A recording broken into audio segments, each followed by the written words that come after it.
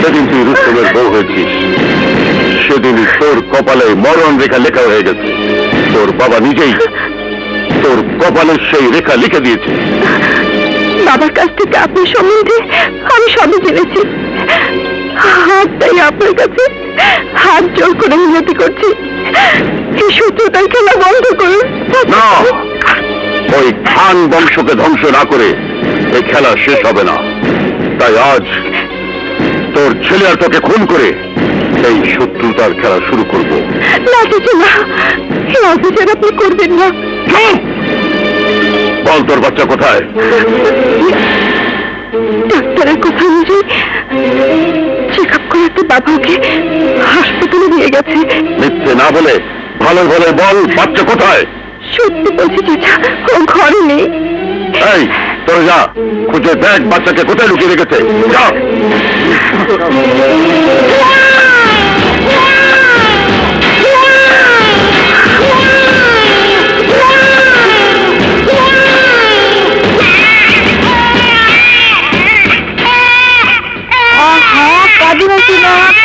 কাঁদে না বাবা, বাচ্চাকে নিয়ে ভেতরে গিয়ে দুধ খাওয়া। যা এখান থেকে। অন্য বাচ্চা কাঁদছিল, ওর বাচ্চাকে খুঁজে পেলাম না। প্রতিশোধের খেলায় যখন নেমেছি তখন ব্যর্থ হয়ে আমি আমার বোনের সামনে গিয়ে দাঁড়াবো না।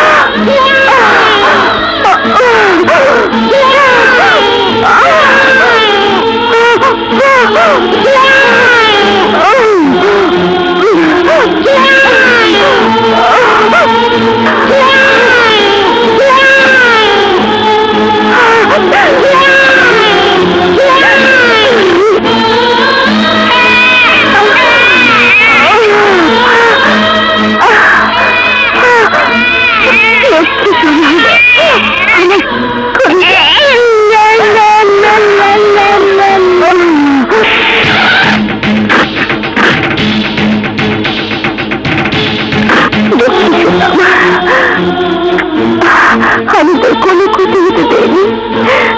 জানিস, তোর বাবাকে আমি বিপদের কথাটাই বোঝাতে চেয়েছিলাম। আজ আমার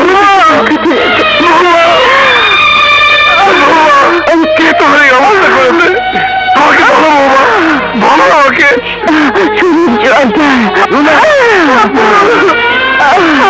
বাবা, বলো আমাকে।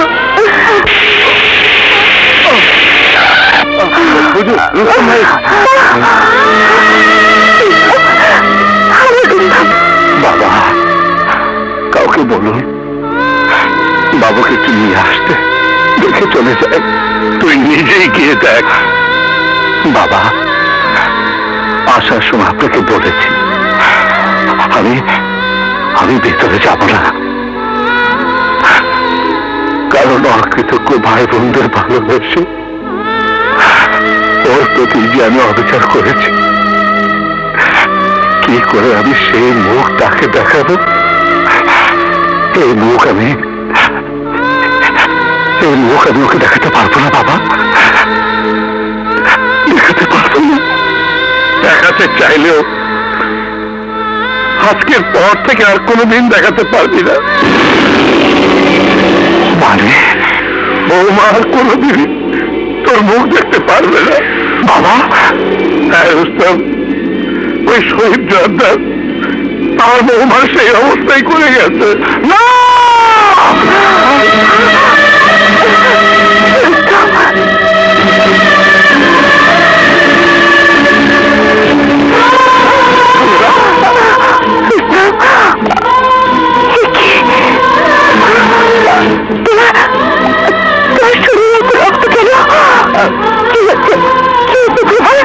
কিছু হয়নি। আমি চলো হাসপাতালে, চলো বাবা।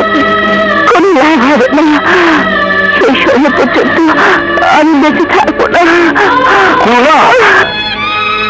তোমার সাথে অনেক বছর বেঁচে থাকার ইচ্ছে ছিল আমার।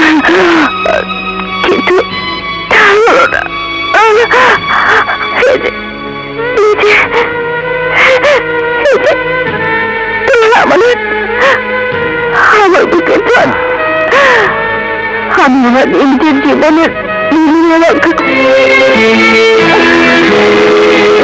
পৌষ মাসের মধ্যে প্রথম যে রূপে আমি তোমাকে দেখি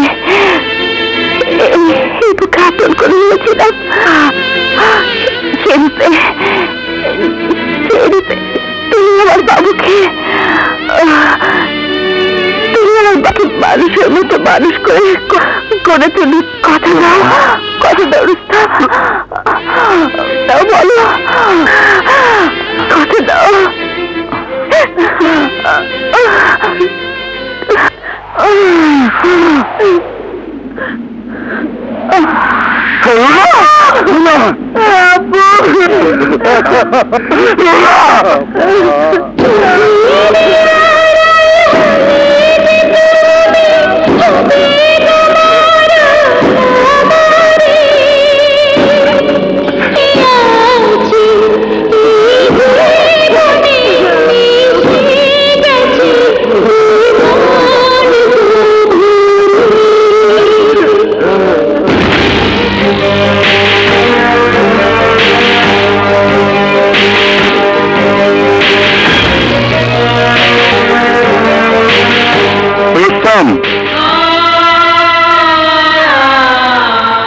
রুস্তম, আমি তোর কাছে হাত জোর করে অনুরোধ করছি, তুই বৌমার শেষ ইচ্ছেটা পূরণ করার জন্য তোর সন্তানকে নিয়ে অন্য কোথাও চলে যা, যাতে ওই নরপশুদের সাথে আর কোনদিন তোর দেখা না হয়। হ্যাঁ রুস্তম, আমার জন্য তুই কোনো চিন্তা করিস না। আর আমি হচ্ছে অস্তগামী সূর্য, কিন্তু তোর ছেলে হচ্ছে উদীয়মান সূর্য।